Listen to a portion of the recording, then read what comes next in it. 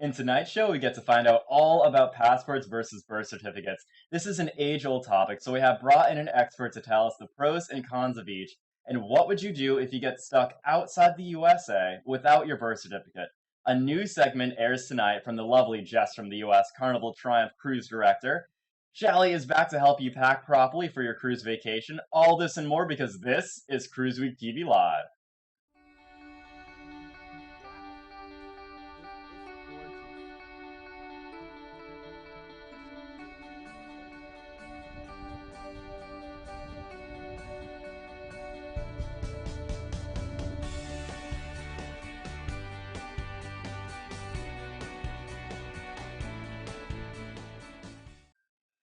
Hi, everyone, and welcome to the weekly web show. I am Matt, your newbie cruiser. I have now been on 2 cruises that I have under my belt, so I'm fast becoming an expert. Now, I think I have a long way to go before I know as much about cruising as our guests and my fellow hosts on here. But that's okay, because I get to ask them questions and learn from the experts. Just a reminder, our show is interactive, and by that, I mean we want to hear from you in the comments on Facebook Live or Periscope. Feel free to ask your questions, and we'll pick them up and get to your answers from our guests. Now, a little later on in the show, we will be having a new behind-the-scenes segment from Carnival Cruise Director Jess from the US. We met Jess on a recent cruise on the Triumph, and she's offered to be a regular contributor to our show. So Jess is joining me each week, and we will be giving you a look behind the scenes of a working cruise ship. Also, Chali is here with her wine and ready to help part the knowledge of packing for our cruise. But before we get to either of them, I want to welcome our guest for the night, Jim Farrell. Hey, Jim, how are you doing today? I'm doing great. How are you, Matt? Doing it pretty good. Running a little low on my beer already, but that's a problem for later on. So, what do you do? Tell me a little bit about yourself. Well, I'm a recently retired postal worker where I was a passport acceptance agent for well over 13 years. And now I kind of relax a lot and go on more cruises. Nice. It's always great to be able to go on as many cruises as you can. They're great. I mean, it's basically a giant floating hotel. All your meals are right there, and you have a whole bunch of entertainment.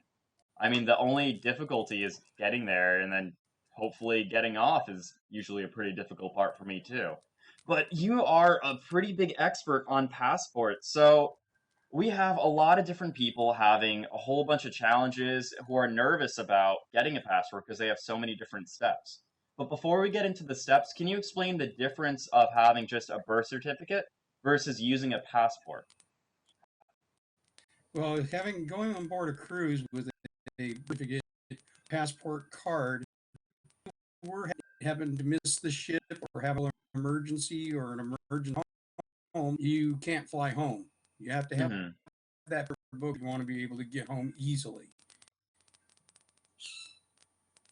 So, what does it take to be able to get a passport? Because when I first got my driver's license at the DMV, it took a whole bunch of steps. I had to have a whole bunch of different papers, letters, envelopes, tax returns, just a lot of different papers saying that I was me. And it was kind of a hassle. So, is it a big hassle to get a passport, or is it a lot more intimidating than it actually is?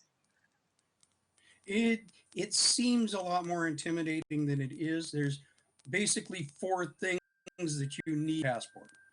You need to have proof of citizenship, and a passport, a birth certificate, a naturalization paper, or a certificate of birth abroad. You have to have a government issued photo ID, the application for the passports, and money. That's it. So, that doesn't seem like a whole bunch, really.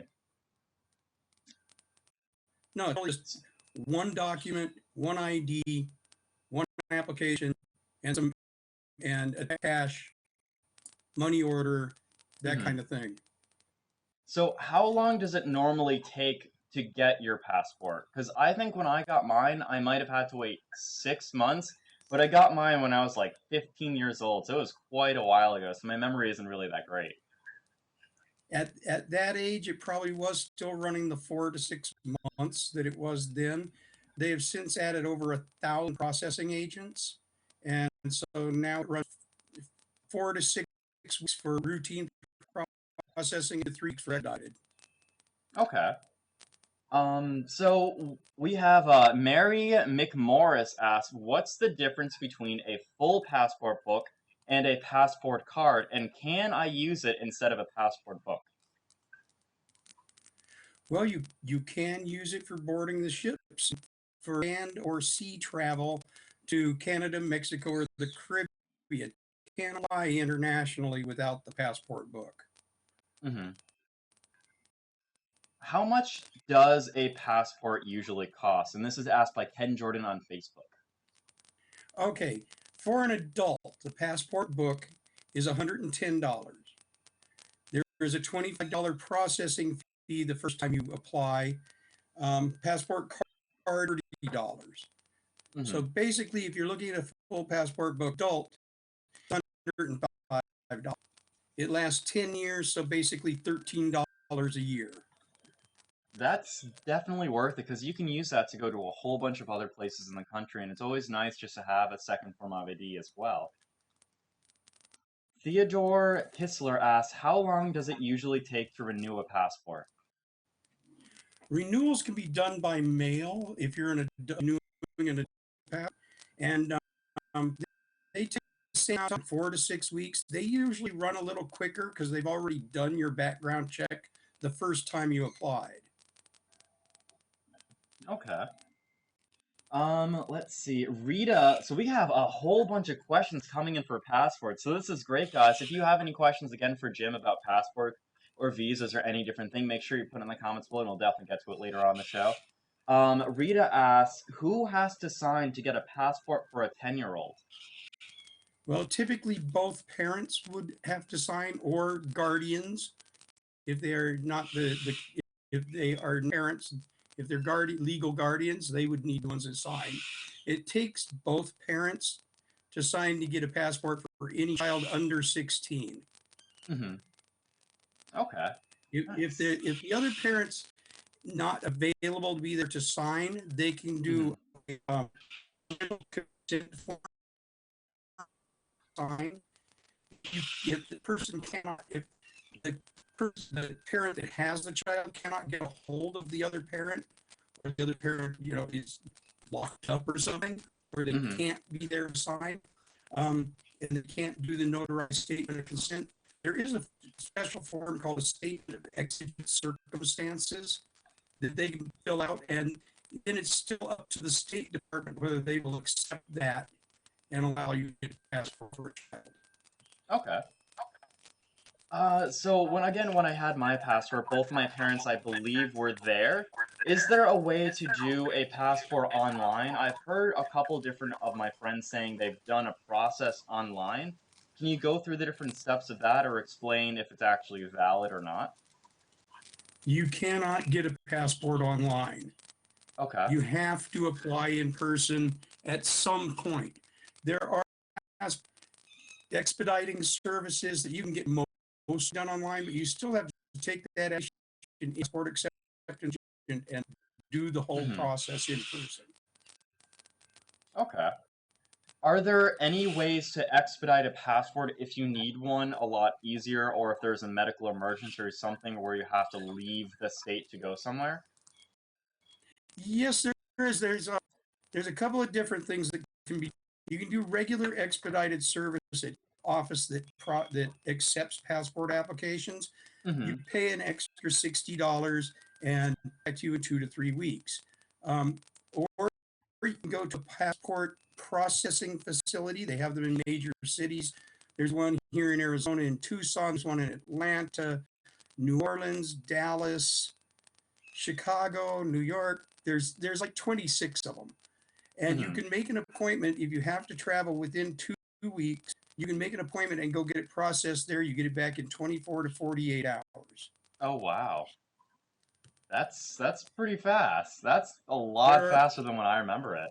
That's pretty great there are actually. also there are also the expediting services where you pay them a fee.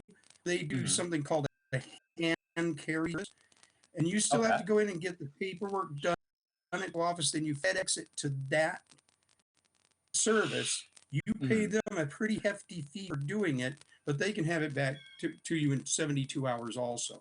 So you don't have to travel to where they're being processed. This is a question from Ward Bonder. He says, how ragged can a passport get before it's rejected? Such as washed several times in the washer machine. Not acceptable. Once it starts Ooh. to delaminate, you have to replace that. Is it pretty, I think you mentioned it before, but can you go over again how much it is to replace a passport if it's still valid, like the due date's not due yet? If it's damaged, it's like starting all over. You pay that $110, but the 10 years begins again when you get the new one back. Okay. Do you only need to give them the damaged one for them to replace it, or do you need to have all the documents and everything else with you again? Unfortunately, when it's damaged, you have to take it and your citizenship. You have to get processed at the acceptance facility again Oh no. So make because sure you you can't guys accept definitely it. bring all that paperwork with you the next time if it is damaged by any means. Absolutely, we will accept damaged passport as proof of citizenship. Harisi Kali asks, if you're in Jamaica or Aruba, can you fly home from there with a passport card? No, no, you can't fly into the United States from any international flight without a passport book.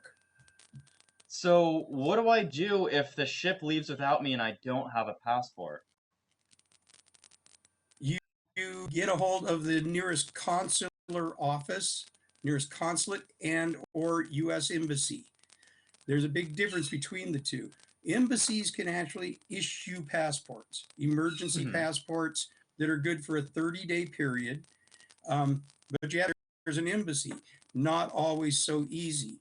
If you're a Grand Turk, the nearest consular office in Provincialis, which is the bigger Turks and Caicos, but it is a consular office and not an embassy. The embassy that covers the Turks and Caicos is on Barbados. So you would have to contact the office and then somebody would fly in from Barbados. Mhm. So you may be That stuck there a week or two waiting. Oh, I don't know how I'd feel about that. I mean, one, it's cool that you're in a nice little vacation area, so if you were stuck in an area, I guess it'd be nice to be in one of the terminals. But having to wait that long, that's probably spending quite a lot of extra money and sets you back quite a lot for work or any other issues you have planned for later on that week. So Oh would yeah, you it's recommend that everyone gets a passport then, just because it's so easy and just always convenient to have? I would not without it. Mhm. So usually when I'm on a cruise ship, I always make sure I have a picture with my phone of my passport ID, my driver's license, as well as a passport. Is that ever acceptable in any type of issue? Does it make it easier to retrieve it? For example, if I left my passport on the ship itself, when I'm stranded on an island, if I have a picture of the ID or the passport number or anything of that, does it make it easier for the embassy to kind of get one back to me, or is that not valid? Well, yeah, it's good to have. I recommend that everybody carry either a paper photocopy Hmm. or a copy on their phone of the information page of their passport. Because when you go to, you're on a cruise with a passport, you don't have your birth certificate, you don't have your Hmm. citizenship. You go to get that emergency passport because you've been left behind. You're going to want to Yep. have something to prove that you're a citizen, and that they will accept that for that 30-day emergency passport. Okay, First good. off, So, though, if you are getting left behind, the ship knows you're getting left behind. I do mhm. recommend you carry your passport on with you. It is better to leave in your safe. They know you're not there. They will go to your safe, open it, and they will get it to their port agent. Hmm.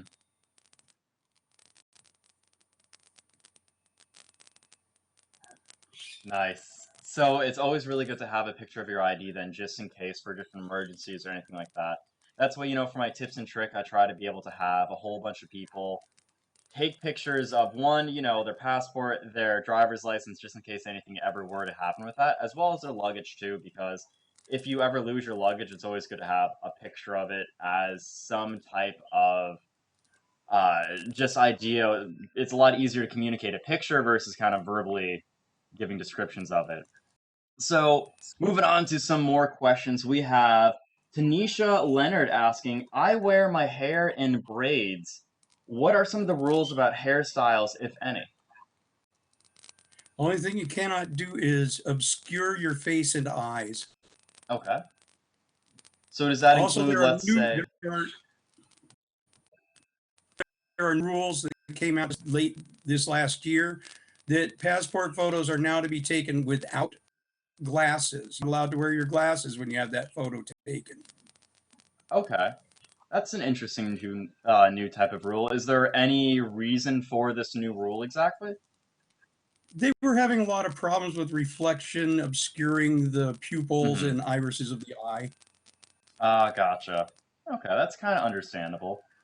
For a lot of different women or even some men wearing different, mascaras or makeups or anything like that, is that any issue for like kind of obscuring eyes or face, like wearing heavy amounts of makeup? Does that change anything at all, or does that Yeah, not matter too the much? State Department prefers that you don't have excessive makeup. That's what their Okay, rules say is no excessive makeup.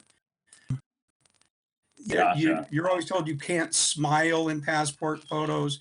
As long as you're not going big grin, it's Yep. going to be okay as you have if you have a slight smile. Interesting, interesting. I did not know that about smiling. It kind of makes sense, but at the same time, it's still a little weird to me. But, I guess it happens. It makes sense in some different aspects, or there's probably the rules there for a specific reason. Also, guys, if you have any questions at all, make sure you send them in to us, and we'll try to get them either for Jim, myself, Chali, or if you have future questions for Jess from the US, make sure you put them in comments below, and we'll try to get to them later on the show. So, what's the difference between a passport card and a passport book exactly? Or is there really a big difference? The big difference is you cannot fly into or out of the country without the Hmm. passport book. The card Okay. will not work. The card is good for travel by land or sea to Canada, Mexico, and the Caribbean and Hmm. Bermuda.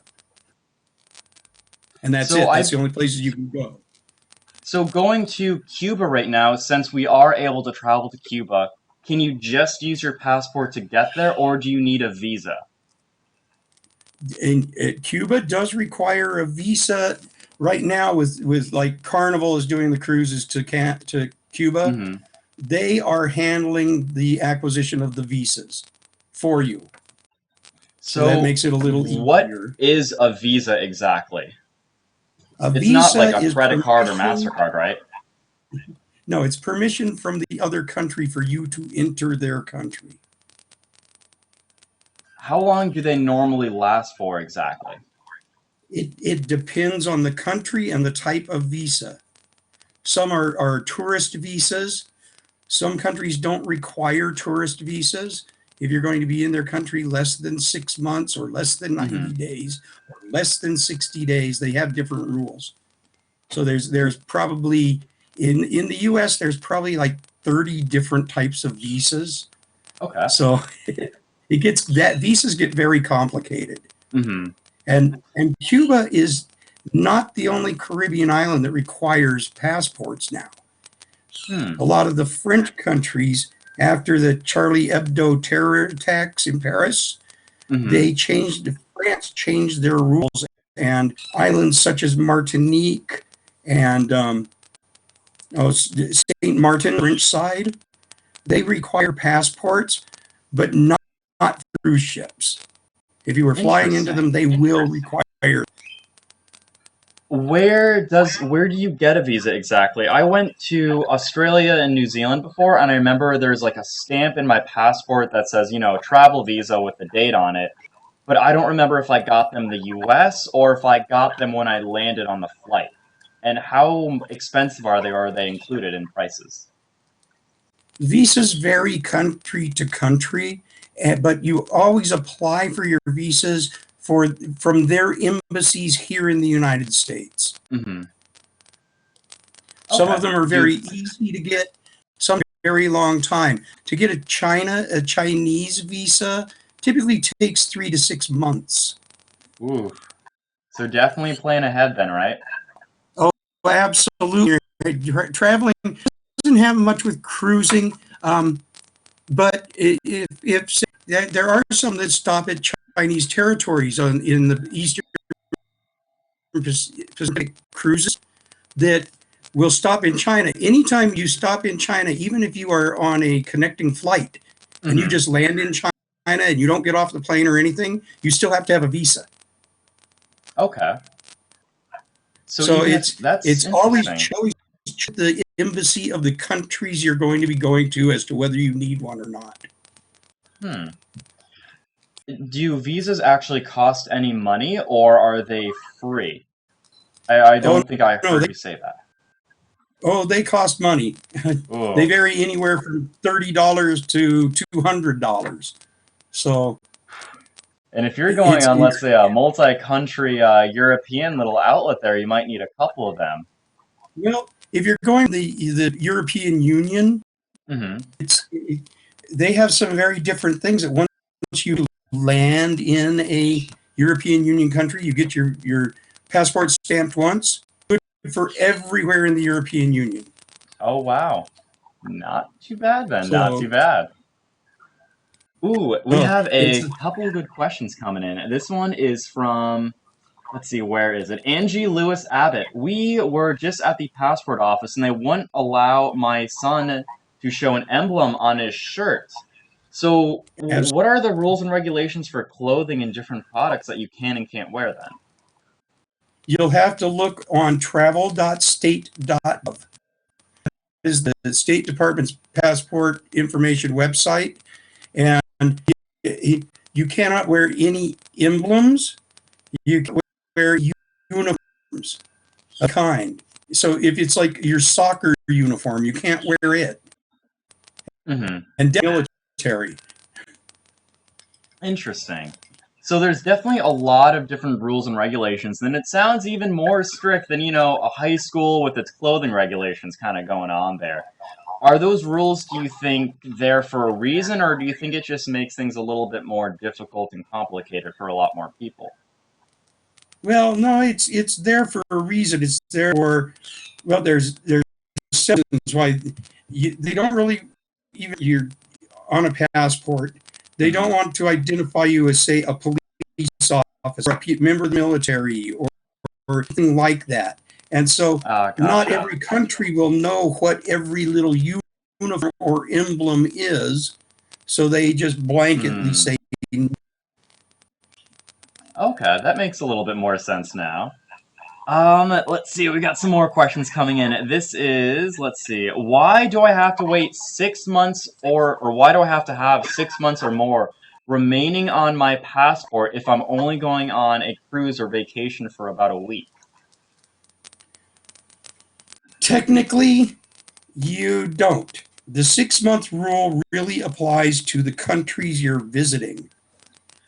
Many countries will require that if you're entering their country, that you have a passport that lasts more than 6 months. So if anything happens, you're not getting stuck in their country. The Okay. On cruises, it that rule is waived for at least all of the Caribbean. You don't have to have a passport to cruise there. Mm-hmm. Hmm. So, what would you recommend then if you have, let's say, a cruise coming up within the next 6 months and you only have a couple months left on your passport? Do you think you're able to get it done in time before your cruise is coming up, or when is like the last minute to wait before refreshing your passport? I would before rushing. I would say 8 weeks. If you're eight Okay. weeks before it's expiring, you can get it done and get it back before it expires. It's 4 to 6 weeks routinely. Sometimes they run a little longer. So I say I would give it at least 8 weeks. I do mine. I do mine about 6 months before it expires. So Okay. And usually they last, I believe you said, up to 10 years, correct? adults are 10 years. Children under 16, it's 5. So make sure you Adults wear a can pretty nice outfit then when you get it taken, because that's gonna kind of follow you around for quite a while then. adults also theirs is 10 years. They can be renewed by mail. You have up to 5 years after it expires to still be able to use that as your proof of citizenship when renewing. So you can, even though it's expired, you can do that mail-in renewal for 5 years after it's expired. Hmm. So the mail-in renewal then The is pretty children, quick and easy, right? yeah, as a rule, it's pretty easy. Children's renewals have to be done in person. So Hmm. anybody under 16, you have to do that in person. What age do you think would be best to get a passport for your child? Pardon me? What age do you think would be best to get a passport for your child? Like, for example, if you have a 10-year-old and you want to go on vacation in the future, should you get one at age 10? Should you wait till like 11 or 12, or should you get it even younger or as like soon as possible? It would be, I, because I recommend that people cruise with passports, I recommend that you get one when you're getting ready to go on a cruise, Hmm. Okay, no that matter that what the makes age perfect is. sense. Ooh, And if you're flying out of the country, it's required. mhm. We have a good question coming from Ken Jordan. What do you do if your passport is stolen and you're on vacation? Oh, get on travel.state.gov, get the 888 number, call them and report it stolen. That way Hmm. they invalidate it immediately. Then when you get back, yeah, I hope you will have taken that photo on your phone or a photocopy of the information page. When you get back and are going through customs, you explain it to them and you show it to them. And if you have already contacted the State Department, they will be able to see that it's already been reported stolen. So, if you're on a cruise ship, for example, on the Triumph, we had a lot of issues with the Wi-Fi. If you cannot connect and report it stolen until you actually get back, how easy is it to kind of talk to people and say, "Look, I have a picture with this, but it was stolen." Is that pretty believable or? It may slow down into the U.S., but they have ways of looking you up. Hmm. And Okay, you just tell them it was stolen. And then then as soon as you can, you report it. gotcha. Okay, so we have our final question coming in from Jimmy Gilvin. He asks, would you advise someone to obtain both a passport book and card? I lost my passport and driver's license on my last cruise ship and had a difficult time returning home. I I myself do have both, and so when I leave my passport in the safe, I have my passport card in my wallet. So unless if my wallet gets stolen, my passport's in the safe. Hmm. If my passport gets lost somehow before then, I've got my card in my wallet. Um, it's a personal preference with that. Like I said, if it's lost or stolen, it'll slow you down coming back through customs, but they're not going to keep you out of the country. Yeah. Okay, so it sounds like they're pretty understandable then, because, when you're on vacation, things do happen, and as long as you're pretty reasonable about it, I'm sure it'll kind of help you out as much as they can. I mean, I don't think they'd go out of their way to prevent you or cause any issues, really. No, they you're an American. Hmm. They're just doing what they need to do to try and make sure that other people aren't trying to sneak in the country. That's all. Yeah.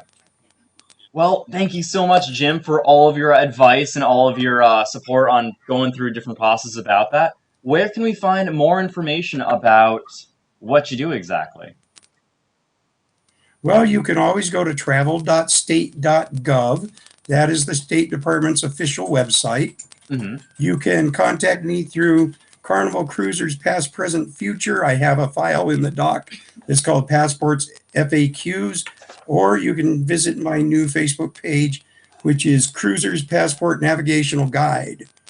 I am open to instant messaging if you have something that's a little more sensitive that you don't really want to discuss in public. Hmm. Nice. Thank you so much, Jim. It was great having you on. I will talk to you later on. All right, thank you, Matt. No problem. And now it's time for us to hear about a crazy complaint from the Crazy Complaints Corner. No video? Anyway, a man who traveled on an Alaskan cruise complained that the weather was much colder than he expected. He wanted to be able to use the pool every day and work on his tan. He stated that all cruises are meant to be hot, and so he thought compensation for having to buy warmer clothing as he only had packed minimal clothing for the expected hot weather.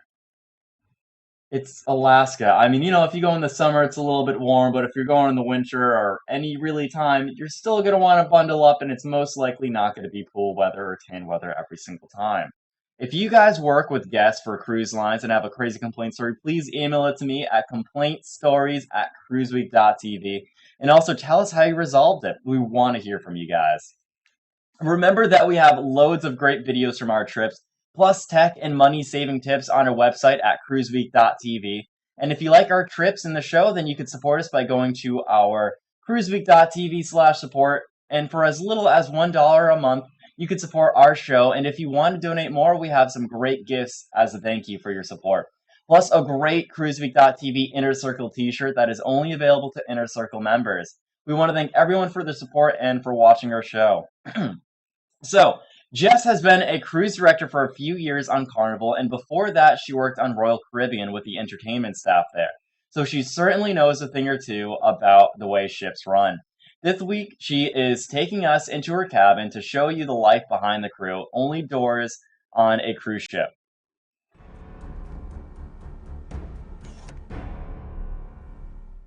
Hi, cruise lovers. Jess from the US here on board the beautiful Carnival Triumph. And I was just so overwhelmed with the excitement of how much you love my video. So I wanted to pop in. I wanted to say hi. And I wanted to see what else I can answer for you. What kind of questions? What can I do to make your day a little bit better? Because remember, it's my job to bring the fun, my job to bring the energy. So I want to make sure you are having the best time at home as well. And at the end of every cruise, we always have a Q&A session. And probably the most frequently asked question I get is, what is it like to live on board a cruise ship? So I figured I would give you the behind the scenes tour of my cabin. Brace yourself. I hope you're ready, because welcome to Cribs, Jess from the US style. So we are going to start right now in my very exciting hallway. I know you are just jumping out of your seats with excitement right now. You see a lot of boxes right here. This is actually boxes to get ready for Cinco de Mayo. So I kind of use my cabin as part storage, part living. So let's see what we got here. Looks like we have, of course, we have some sombreros. We're getting ready for Cinco de Mayo, about a month away. So we're getting all the supplies ready for our big party here on board. But we're going to go back to the hallway right here. And we're going to go to the place where all the magic happens. Oh yes, I know you are excited. Just look at this bedroom. Whew. This is a place where all the magic happens, aka this is a place where I hit my head against the pillow at the end of each and every night. Of course, you always need something to cuddle up with. So this is the Tempur-Pedic teddy bear. You know, it's better than cuddling up with a pillow, so you might as well enjoy. But the best part of this setup is dun, dun, dun, dun, dun, the TV. So you can literally just lay in bed, pop on a movie, enjoy, and see what good movie is on the crew channel. So we're going to head to the nightstand. All right, nightstand right here. This is a place where all the accessories happen. All of the bows, all the sparkly bows right there. We have some 80s gear as well. Just the daily essentials that I need to get ready for my day. And yeah, I probably want to see the closet. You'll actually be surprised. I don't have that many clothes. I know you might think I do, but that's it. That is the Jess from the US closet. Simple, basic. I pretty much have a set outfit for every single day, so I know exactly what is going on for that event. And we're gonna head on to the bathroom. Very pink, I love it. Basic, simple. Hi. Well, let's see. Have the bathtub. The bathtub is the best part, because at the end of the day when you can take a bath, it is just amazing. So I have a little bathtub. I'm not quite sure what that is. That's probably been here since this ship was made. That's, I mean, just what's going on there. And the best part of the bathroom, I don't know who came up with this idea, but there's a bottle opener. A bottle opener in the bathroom. How does that make any sense? I have no idea. So we're gonna come out of the bedroom. Like I said, very nice, very simple. We're gonna go down the hallway, just where we were, where all the Cinco de Mayo boxes are. And this is my little living area, my little office. So it's a nice place to have my team meetings. It's a nice place to have a few people at the end of the day to watch some TV, to watch a movie there. And I don't know why everyone's always interested in what's in the fridge in the Cribs TV show, you know? So I figured I'd show you what's in mine. All right. We have your basics. We have some yogurt. We have some cheese. We have some Sprite, some more cheese. The best pickles in the entire world, Clausen. You have to go for Clausen. And of course, some great Bloody Mary mix. Now, with Bloody Marys, I'm a big fan, a huge fan. My little Tito's, need some Tito's for those Bloody Marys. And my little tea basket for when I'm feeling a little rough or my throat's getting a little tired. But back to the Bloody Marys, all right?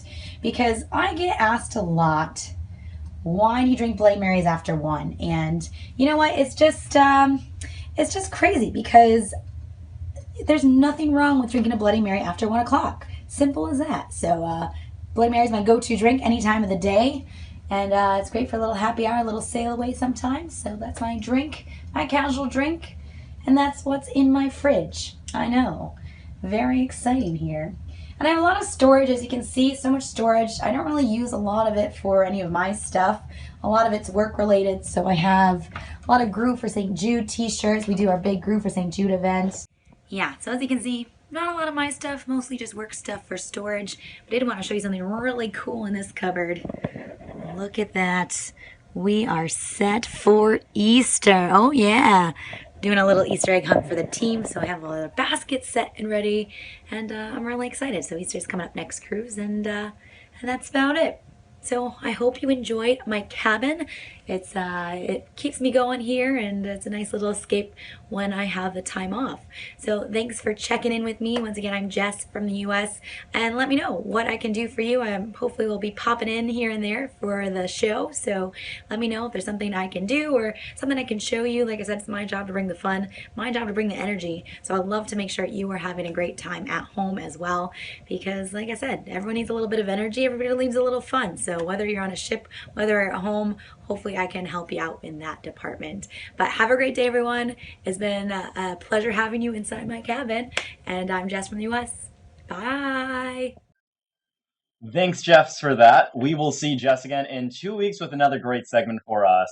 If you want Jess to show you something or talk about something specific, you can email Jess at cruiseweek.tv or follow her Facebook page, which is Jess from the US.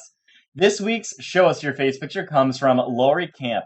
Here she is on the island of St. Kitts, being greeted by a cute little baby monkey. I wonder if she wanted to take it home with her. I mean, how can you not want to take that home with you? Probably hard to get past customs, though. If you want to send us your best cruise picture, you can, to be possibly shown on our show, you can either email it to photos@cruiseweek.tv or just add the hashtag CruiseWeekPhotos to the description on Facebook and we will find it. Everyone knows how to pack a bag, right? Well, when you're on a cruise ship, you can't exactly run out to the local store if you forget something. The ship does sell basic items, but they will charge an arm and a leg for them. And even though you can bring much stuff as you want on the cruise, if you're flying into the cruise port, you may have to deal with airline bag restrictions in terms of weight and size. Chali is here with some tips on what you need to pack and what you don't need to pack on this week's Wine Time with Chali.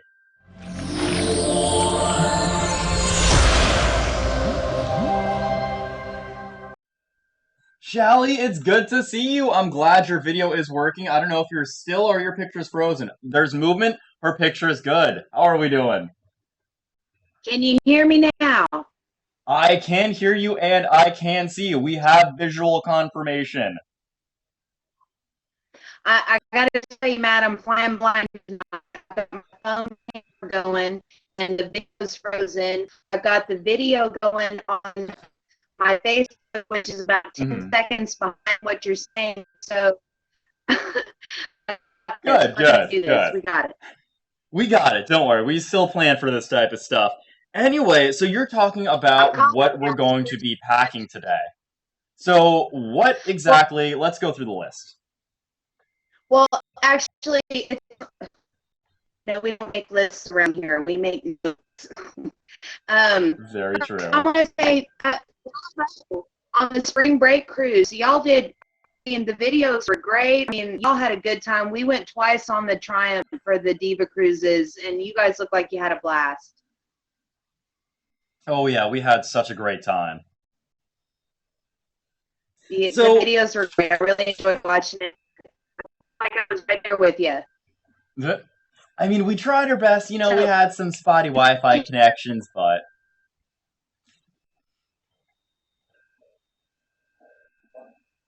I'm not hearing you super well. Like I said, I'm I'm going to try the best that I can. I know we're talking about packing. So I've notes here for a packing list. And check in with me. Can you hear me okay, Matt? And Zach, I can hear you. You are breaking up slightly, though. The audio is pretty bad, unfortunately. Uh-oh. Okay. Maybe should I talk slower? I'm not really sure. Let's ask some of the people on Facebook. What do you guys think of this so far? They say that my sound sounds fine, that yours is not so fine. And unfortunately, I cannot hear my producer's microphone either. Perfect. Now I can hear my producer. So, Bert, what would you like to do? So there are some internet connections on this, but we are hopefully working on some of them for the future. As for the rest of the segments, what is your advice on that? If people can hear me, I'll keep talking and just, go with the flow. But if a lot of people aren't hearing what I'm saying, then maybe I don't know what we should do. So, unfortunately, the audio is pretty bad, so we're going to be cutting the segment for now. However, Chali will be uploading a video later on in the week, so make sure you guys check that out, and she will be hitting all the important notes. She typed up quite a lot of different things that you're going to want to see for the rest of it. We covered some of it later on, or earlier on, before we left on our cruise on the wonderful Carnival Triumph. However, we were only covering quite a little bit, and we tried to make it a little bit more comical. However, when Chali uploads the rest of her segment, she'll be going in a lot more in-depth with that type of issues. So make sure you guys check out later on in that week. Anyway, I will be back in 2 weeks with another special guest, another segment from Jess and Jess, and of course, more wine time with Chali. Hopefully it will work a little bit better next time. So as long as we get some of those internet issues worked out, we'll have her on. So until then, make sure you guys subscribe to get the updates and be sure to check out our main website at cruiseweek.tv for lots of more insider videos and interviews from our cruise trips and also all the back episodes of these shows. Again, you guys can find them all on cruiseweek.tv as well as some of our previous vacations and episodes. Then, as always, guys, we'll see you on the ships.